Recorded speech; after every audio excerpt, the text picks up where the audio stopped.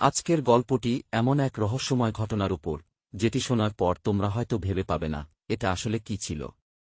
এমন এক ঘটনা যা শুনলে তোমার মনে প্রশ্ন উঠবে, এটা কি সত্যিই সম্ভব? এই গল্পে এমন কিছু ঘটবে যা তোমার কল্পনার চেয়ে অনেক বেশি ভয়ের। এটা শুধু ভূতের গল্প নয়, এটা এমন এক ঘটনার কাহিনী যেটি তোমাকে ভাবিয়ে তুলবে, মানুষ কি কখনো অদৃশ্য জগতের সাথে যোগাযোগ করতে পারে। রাত তখন গভীর। গ্রামের দক্ষিণের ধানক্ষেতের পাশ দিয়ে একটি সরু মেঠো পথ চলে গেছে। সেখানে হেঁটে যাওয়ার সাহস কারও হয় না, কারণ সবাই বলে রাতের বেলায় সেখানে কিছু অদ্ভুত ঘটনা ঘটে। কিন্তু আরাফের এইসব কথায় একদম বিশ্বাস নেই। একদিন রাতে আরাফ তার বন্ধুর বাড়ি থেকে ফিরছিল। পথে হঠাৎ করেই চারপাশে ঘুটঘুটে অন্ধকার নেমে এল। আশেপাশে কোনো শব্দ নেই, শুধু ঝিঝি পোকার ডাক। হঠাৎ রাস্তার পাশের গাছের নিচে একটা সাদা ছায়া দেখতে পেল সে। আরাফ ভাবল, এটা নিশ্চয়ই কোনো গাছের ছায়া। কিন্তু যখন সে আরও কাছে গেল, তখন দেখল ছায়াটা ধীরে ধীরে মানুষের আকার নিচ্ছে।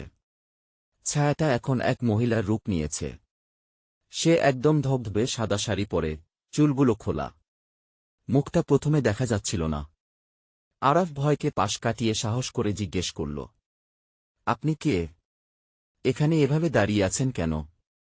মহিলা ধীরে ধীরে মুখ তুলে তাকাল। তার চোখগুলো অস্বাভাবিক লাল, আর ঠোঁটের কোণে এক অদ্ভুত হাসি।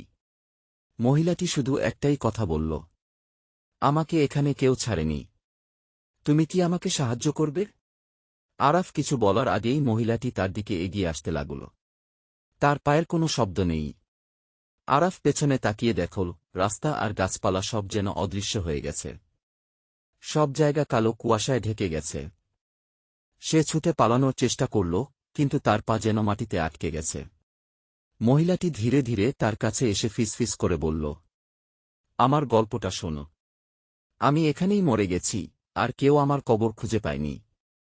তুমি যদি আমাকে সাহায্য না করো, তাহলে তুমিও এখানে আটকে যাবে। আরাফ বুঝতে পারল, মহিলাটি চায় তার মৃত্যুস্থান খুঁজে বের করতে। সাহস জোগাড় করে সে জিজ্ঞেস করল, তোমার কবর কোথায়? মহিলাটি একটা গাছের দিকে ইশারা করল। সেখানে মাটি খুঁড়তেই একটা পুরনো হাড়গোড় বের হল। হাড়গোড় দেখার পর মহিলাটি ধীরে ধীরে মিলিয়ে গেল, আর রাস্তার চারপাশের কুয়াশা সরে গিয়ে স্বাভাবিক হয়ে গেল। আরাফ সেই ঘটনা জীবনে ভুলতে পারেনি। এরপর থেকে কেউ মেঠো পথে হাঁটলে গাছের নিচে অদ্ভুত আওয়াজ শুনতে পায়, যেন কেউ ফিসফিস করে বলছে, আমাকে ভুলে যেও না। আপনারা কি ভাবলেন? পুরো গল্প শুনে কেমন লাগল